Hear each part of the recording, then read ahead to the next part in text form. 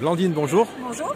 Alors je vois que vous êtes spécialiste du veau de lait et que vous venez du Cantal. Alors, est-ce que vous pouvez m'expliquer votre présence ici au salon La Belle Saveur? D'accord, avec plaisir.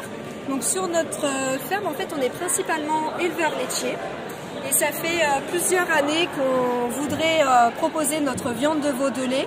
Parce que c'est un produit qui est très peu connu et qui nous tient à cœur. Et donc petit à petit, voilà, ça se met en place. Et sur notre ferme, en fait, on fait plein de produits différents. Parce qu'il ne faut pas oublier qu'une ferme, c'est un écosystème. Ça veut dire que déjà vous faites de l'élevage, hein? On est en polyculture élevage. On produit nos céréales pour nos bêtes. On fait du blé aussi pour la farine.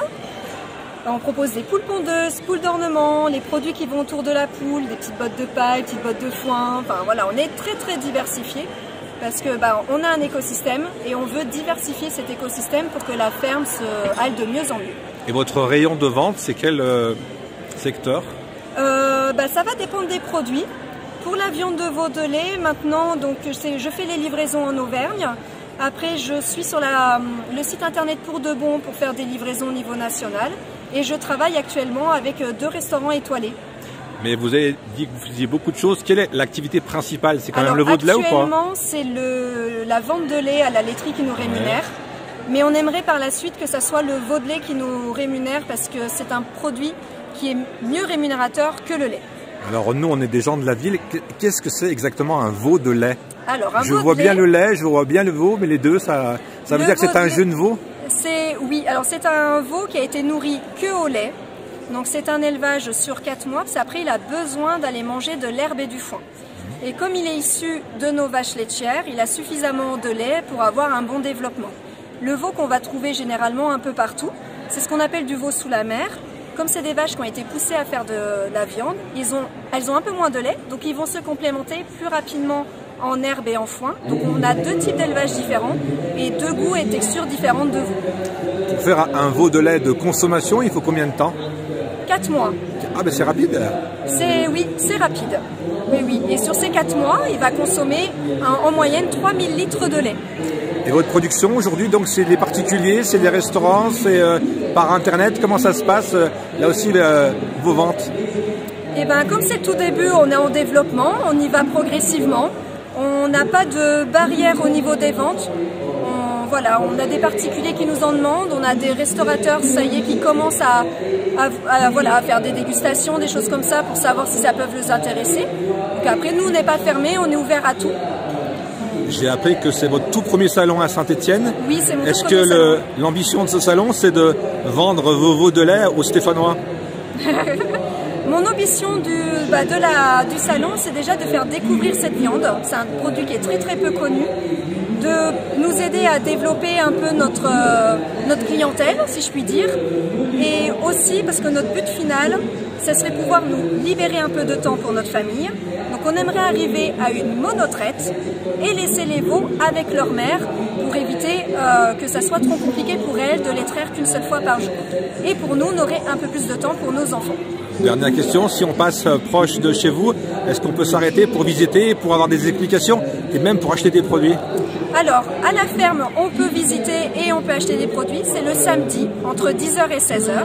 Il y a beaucoup de boulot sur une ferme, donc on accueille vraiment le samedi entre 10h et 16h. Donc généralement, on a un petit peu de tout, sauf la viande de veau de lait, parce qu'on n'en produit pas tout le temps. Donc c'est vraiment... la prochaine fois qu'on aura de la viande de lait, là vous voyez, c'est au mois de septembre. Juste une question subsidiaire. Est-ce que c'était votre volonté de faire ce métier ou alors c'est la suite logique familiale? Alors c'était pas du tout ma volonté à la base, j'ai toujours dit jamais je serai agricultrice. J'ai rencontré mon compagnon qui est issu d'une famille agricole il y a très longtemps.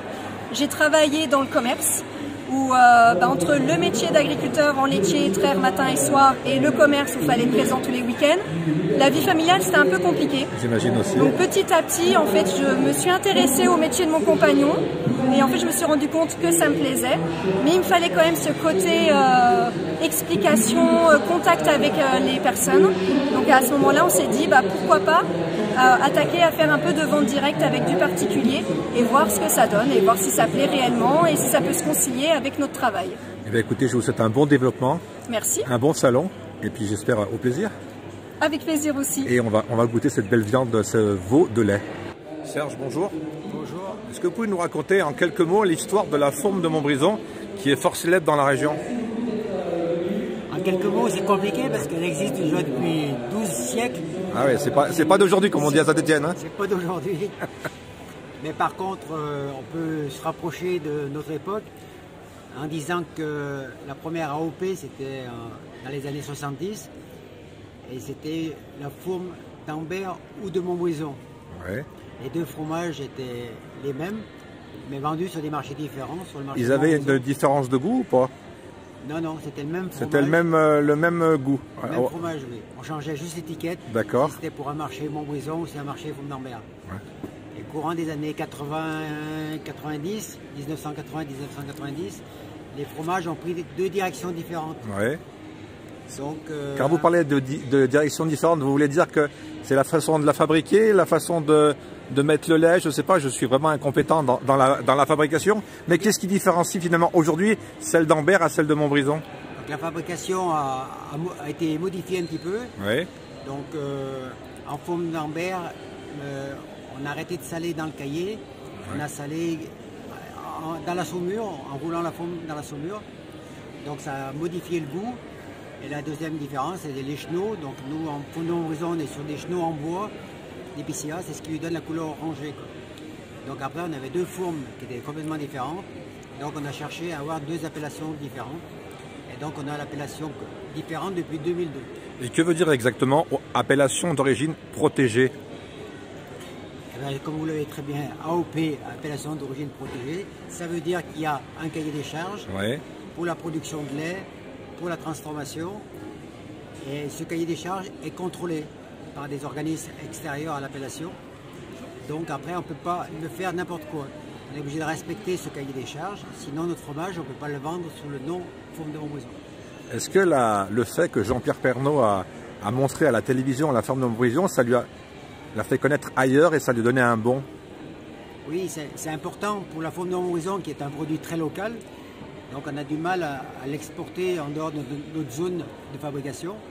Et donc quand il y a des personnages comme Jean-Pierre Pernaut, ou aussi il y avait, c'est passé dans des émissions de cuisine. Donc quand c'est au niveau national, automatiquement ça nous aide à vendre.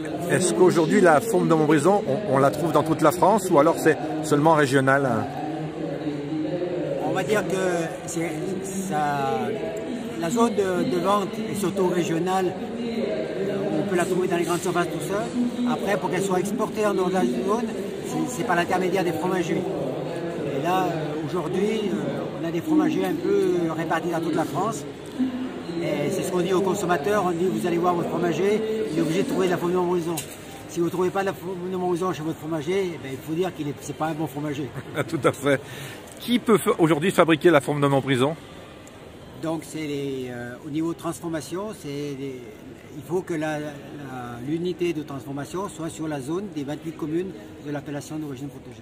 Très bien, ben on va vous laisser travailler, Serge, on va vous laisser vendre cette belle fourme et puis on va peut-être la goûter. Bien sûr, la Fourme de Montbrison, c'est un produit très difficile à vendre parce que comme elle est bleue, les gens qui aiment pas le fromage fort, mais ils ne veulent pas l'acheter. Et ceux qui aiment le fromage fort, ils vont l'acheter, mais ils seront déçus. Ah bon? Donc, comme c'est un bleu doux. Donc c'est pour ça qu'on est obligé de passer par la dégustation, pour que les gens ils la dégustent. Souvent ils sont surpris, mais après ils savent ce qu'ils achètent. Et souvent ils apprécient et après ils partent directement sur le site. Mais je vais vous confier un secret, je connais le goût de la Fourme de Montbrison. Très bien. Cécile Chapuis, bonjour. Bonjour. Alors on est dans un endroit où ça sent le café, où il y a une histoire de café. Est-ce que vous pouvez nous raconter en quelques mots l'histoire des cafés Chapuis? L'histoire des cafés Chapuis, c'est une histoire familiale d'abord, avec mon grand-père, puis mon papa, et puis aujourd'hui, la chance que j'ai d'avoir pu reprendre l'entreprise il y a une dizaine d'années, quinzaine d'années maintenant. Vous vendez sur toute la France ou c'est un café qui est assez régional? Alors on est plutôt régional, même si on vend sur toute la France, sur notre partie bio-équitable. On est au national chez Biocop, on a une gamme de café qui s'appelle le World de Café, et qui est exclusivement bio et Max Havelaar. On parle beaucoup justement de bio. C'est quoi la différence entre un café normal, j'allais dire entre guillemets, et un café bio? Est-ce qu'il y a une différence de goût? C'est seulement dans la culture? Non, il y a la culture qui joue. Et la culture, c'est le plus important. important. Après, c'est le terroir. Donc, effectivement, il peut y avoir une différence, mais un Pérou qui a été cultivé dans la région de Cajamarca ou un Pérou qui a été cultivé dans une autre région du Pérou, ça va pas être le même goût. Donc, forcément, par rapport à un café bio, il peut y avoir une différence, mais ce sera la région, pas forcément la façon dont il a été cultivé. On parle beaucoup en ce moment d'augmentation des prix du café. Est-ce qu'il y a un gros impact sur votre activité? Oui, il y a un gros impact. En un an, le café a pris 82%. Donc il faut... J'allais dire beaucoup moins, donc 82%. Ah oui, c'est énorme. Sur la matière première de café vert. Et sachant que quand on a une torréfaction traditionnelle, on perd 20% du poids à la torréfaction, ce qui n'est pas le cas des industriels. Donc ça fait un impact encore plus important au niveau du prix. Donc aujourd'hui, c'est un impact, dans l'approvisionnement un petit peu, et dans la répercussion du prix et pour le consommateur. Donc pour que la répercussion soit moins importante, on essaye au maximum de répercuter sur nos marges à nous, mais ça va donner des années difficiles. Mais on essaye de tenir le cap et de proposer toujours des bons produits. Mais il y aura une augmentation pour le consommateur, c'est sûr. Alors, si à la qualité, là en général, on accepte plus facilement l'augmentation. Oui, et puis c'est une augmentation qui est réelle et pas fake ou avec des choses pour gagner plus d'argent. C'est vraiment une vraie réalité des conjoncture économique, et de conjoncture. Moi, il y a quelque chose qui me passionne dans le café, c'est quand on fait la torréfaction, parce que l'odeur est fantastique. Quand est-ce que vous faites? Est-ce qu'il y a des jours où c'est tous les jours? Comment ça se passe au niveau de chez Chapuis? Chez Chapuis, on torréfie tous les jours, sauf le vendredi, puisqu'on nettoie toute la partie matériel, machine, etc. pour garder les normes d'hygiène habituelles. Mais tous les jours on torréfie avec des produits différents et en fonction des besoins, des volumes de chacun. Et chaque semaine, vous faites combien de tonnes? Vous avez un chiffre, non? Alors pas chaque semaine, on fait 700 tonnes dans l'année. 700 tonnes dans l'année. Sachant qu'on est une petite PME, puisqu'on n'est que 30 personnes, donc ça donne un ordre d'idée, c'est pas très gros.